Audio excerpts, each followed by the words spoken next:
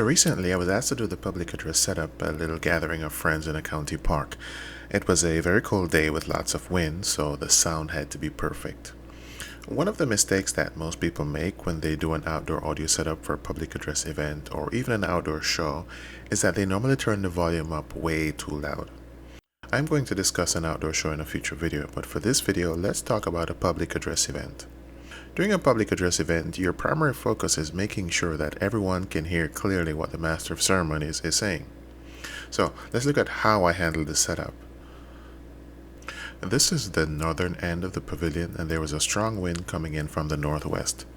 Now, sound waves travel through air via air molecules, so I had to take that into account considering the heavy wind. If your speaker placement is wrong, the wind can take the sound away from your audience and make it difficult for them to hear. So, with the cooking grills permanently mounted on the northern end of the pavilion, obviously the Master of Ceremonies and the performers would have to use the opposite end. So I placed the microphone here, along with a monitor speaker. My mixing console was set up on a table right here, and one speaker that I took was mounted not far away right here and pointed towards the northwest. So let's discuss the science of the layout. Monitor speakers are very important, especially when there is strong wind or the main speakers are far away from the platform. If you can't hear yourself, or if you hear yourself with an obvious delay, it can create all sorts of timing issues, and the untrained person will begin to speak slower as they wait for the feedback of their voice into their ears. If someone is going to be performing a song, it's important that they can hear the music without a delay so that they can keep the timing. This is especially important when the performer will be using a pre-recorded music track. Now, I really like these monitor speakers because they come with a built-in battery, which means that you don't need to run a long cord to a power outlet and create an additional trip hazard. Just make sure it's fully charged and you're good to go. If this is the type of monitor speaker you would like for your setup, then you can check out the link in the description below. So let's talk about the placement of my mixing console now. Having my mixing console right here allowed me to see everyone who will be performing or speaking at the microphone, and it also allowed me to be close to the audience speaker. Now, I have two of these speakers, but based on the size of the audience, I knew that one would be sufficient. So with the wind coming in from the northwest, it was important that I place a speaker facing the wind. That way I could counteract the natural tendency of the wind to take the sound away from the audience. Those who were closer to the speaker would not have an issue, as their close proximity meant that the sound would get to them much easier. Here I have the speaker mounted to a pole, which makes it much easier for the sound to travel and be dispersed over a larger area. For the monitor speakers, I'm using the control room outputs, which are fixed outputs that use quarter-inch plugs. The monitor speaker has its own volume control, so the volume can be regulated right there on the stage. Now, what I like about this audience speaker is that it also has a built-in battery, but I had it plugged into an electrical outlet anyway. Having a built-in battery allows you to do outdoor events at locations where there are no electrical outlets. At this point, your next question might be, okay, that's cool, but what about the mixer that doesn't have a built-in battery?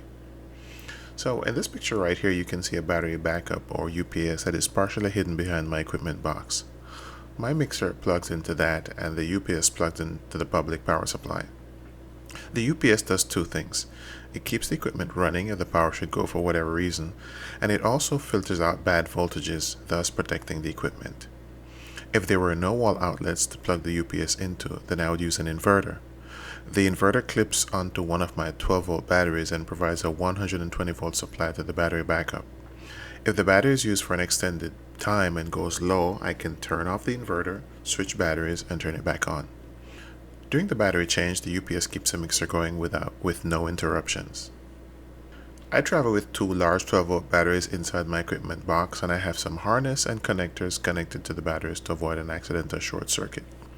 The connectors are keyed and can only be connected one way. Nevertheless, I also have fuses on the harness cable that will open the circuit if there's an overload. This is a very good safety feature for preventing an electrical fire caused by an accidental short circuit. These 12-volt batteries are rated at 18 amperes. A simple calculation shows that this can provide a max power output of 216 watts. That's some serious power, capable of melting wires and causing us fire. So for this reason, I've used a fuse that's only rated for the maximum amount of power I expect to draw from the battery. Anything above that and the fuse blows and disconnects the power. The mixer consumes 40 watts max and the wireless system about 12 watts max, so a 5 ampere fuse is sufficient. What this powerful battery provides though is long life, which is why it is rated well above the minimum specs. So let's go over to the mixer now. As you can see, my main microphone, which you saw earlier in front of the monitor speakers, is a wired microphone. Now for this occasion, there was not going to be a number of people performing on stage, just 1 or 2 interviews with some audience participation. So instead of using my 4 wireless microphones, which you saw in my karaoke video, I decided to use this unit, which includes a handheld wireless microphone and a clip-on headset type microphone.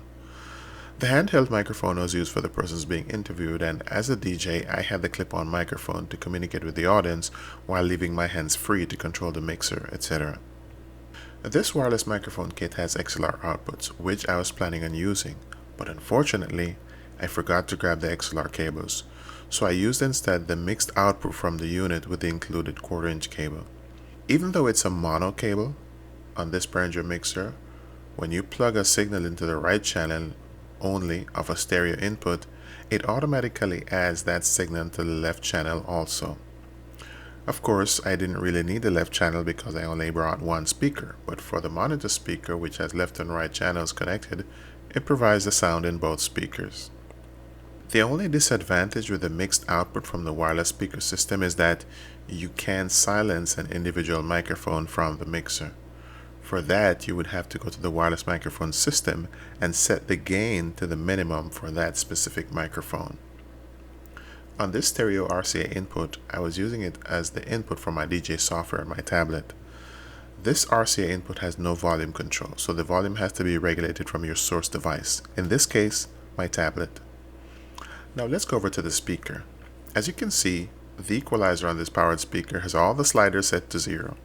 In audio speak, 0 doesn't mean nothing. It means that the incoming signal is not changed. We are not adding or subtracting anything from the signal. Now, I should be using the line input on this speaker, but the line input uses a 1/4-inch plug and my main output from the Behringer mixer is an XLR output. So I improvised by connecting the XLR cable from my mixer to the microphone input on the speaker. Microphone inputs are much more sensitive than a line input and have a more delicate circuitry. So in order to prevent my mic input from burning out, I set my master volume on the speaker to 50% and then raised the input level on the mic in until the signal was loud enough to drive the speaker at an adequate level without any distortion. While all this was happening, I had music playing so that I could walk around the pavilion and check the sound level from every direction to make sure that there was adequate coverage. As I mentioned at the beginning of this video, playing music in a public address setting doesn't mean playing loud. The music volume should be just loud enough to reach the entire audience, but not so loud that it prevents people from having a conversation. With the music volume tested and calibrated, it was now time to check the microphones. In my very first video in this series, I discussed testing a microphone, so I'm not going to repeat that here.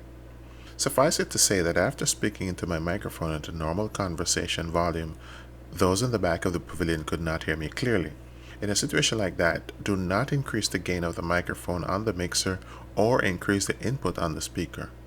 What you need to adjust here is the master volume on the speaker itself. And as you can see in this picture, I had to move it a little past 50%. Now I know what you're thinking. Doesn't this mean that the music could also be louder? Yes, that is correct, and that is why I lowered the music volume a little bit. After speaking into the microphone again, those in the very back could now hear me clearly. I continued speaking at the same volume and looked at the level meter to see the number of LEDs that were lighting up. What this meant is that when I tested the remaining microphones, all I had to do was make sure that the same amount of LEDs were lighting up, and that would be a sign that the sound level was the same as the first microphone I tested. So that's basically it. With everything calibrated, all I had to do was sit by the mixing console and monitor the microphones. So whether the person had a powerful voice or a weak voice, I could adjust the sliders as needed. All the items I use in this video are in the description below, just in case you want to check them out. Please subscribe if you haven't done so yet, and stay tuned for my next video in the series.